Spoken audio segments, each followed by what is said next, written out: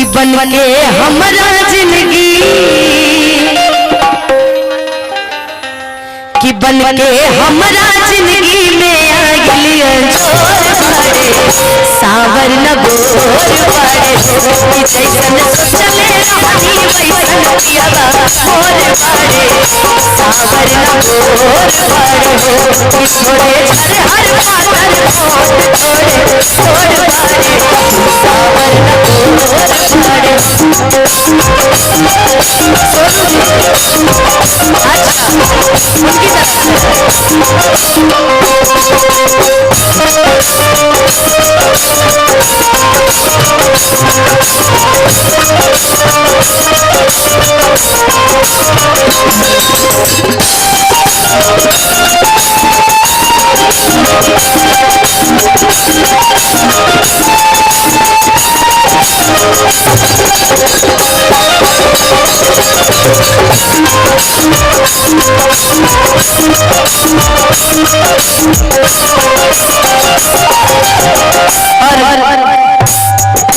एक आग्रह करेंगे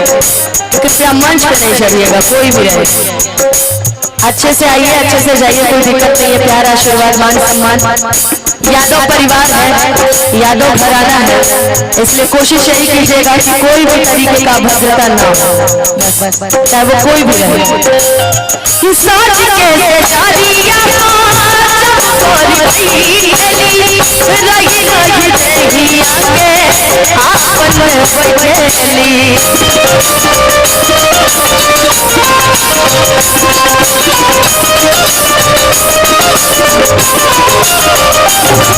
सजके से जरिया गायक पासवान असिस्टेंट के मालिक देखिए बहुत बहुत आशीर्वाद पुरस्कार। सजके से जरिया जब गोरी बैठेली रही रही देही आके आपन में बैठेली रही रही हो सजके से जरिया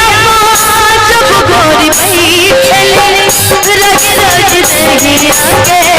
आपन में बैठेली कि बाटे जुल्म जवानी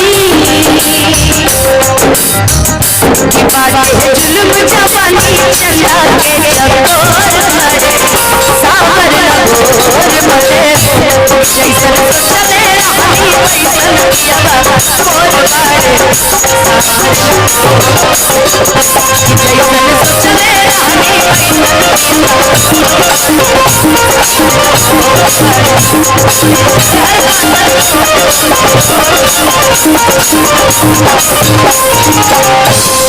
कि जैसन चाहले रहनी वैसन रजऊ मोर मरे।